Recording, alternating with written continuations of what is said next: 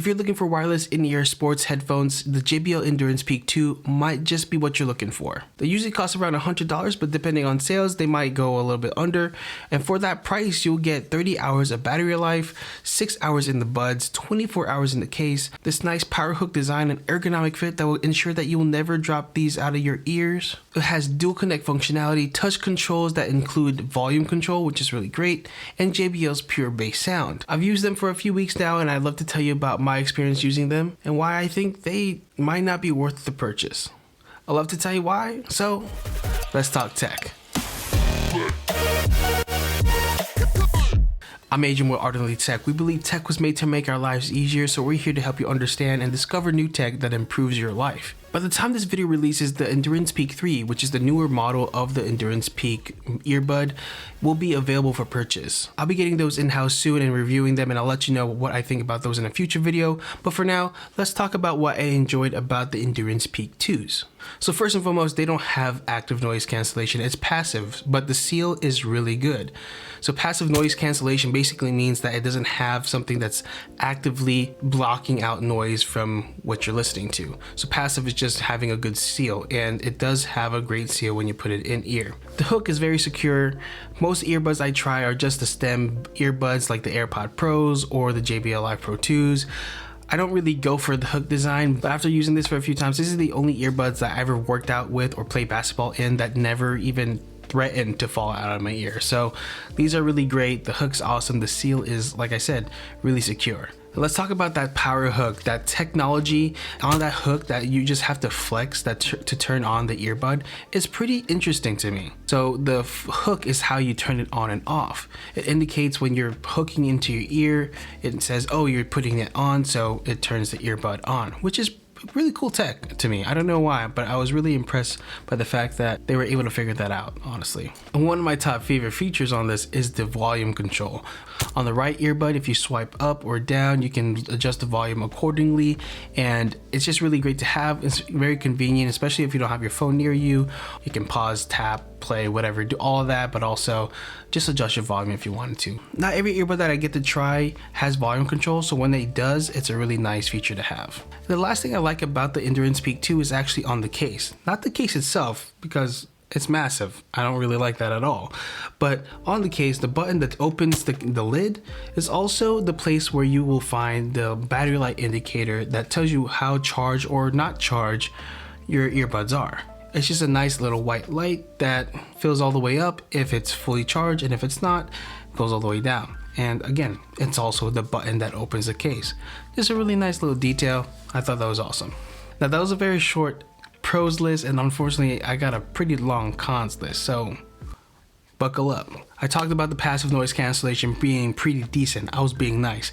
Not having active noise cancellation after trying a bunch of earbuds that do have that, especially from JBL, it's kind of disappointing, because at similar price points you can get the JBL Tune 230s with active noise cancellation and transparency mode, when these don't have that at all at the same price point. But if you don't use active noise cancellation or care about active noise cancellation, that might not bother you. And they also don't have transparency mode or active talk through or ambient aware, all the different things that they call this on JBL's side. And it's kind of sad, because of all earbuds, like, these would be the ones that transparency mode would really benefit. And it looks like the Endurance Peak III actually will have that, so I'm really excited to try those out for that feature, because when you have something that hooks on, taking them on and off just to be able to hear somebody is pretty annoying. You could just leave it hooked and take the earbud out, but that's just weird. Like a regular earbud itself with a stem like the AirPods, you can take them in and out no problem, because it doesn't have a hook, but you also have transparency mode on those. So like, the function of transparency would really benefit earbuds that have hooks. So I'm glad that the future models will have that, but sad that this one didn't, especially because it was made in 2020.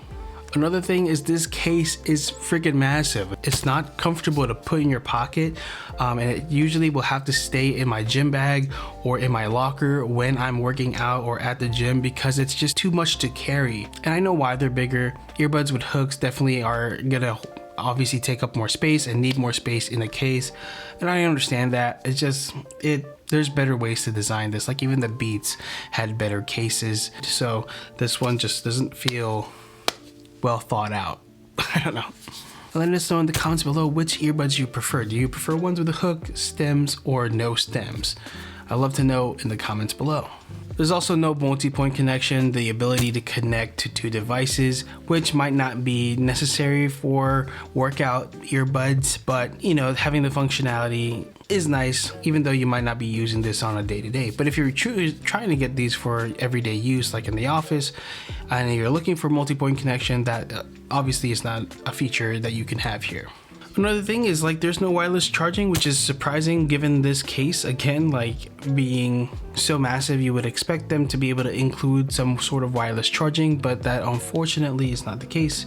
You do only have one charging capability, and that's through USB-C on the back here. And honestly, with this big of case, you would expect a bit more battery life. 24 hours is great. That's a lot of time. 30 hours total is huge. But you know, with cases that are half the size and have much more battery, it's kind of surprising. The Live Pro 2s have 40 hours total battery life for their case and their earbuds, but these Endurance Peak 2s have only 30, and it's about 3 times the size of the Live Pro 2s. It's like, oh man, 30 hours? Sounds like a lot, but it isn't for something this size, I feel like.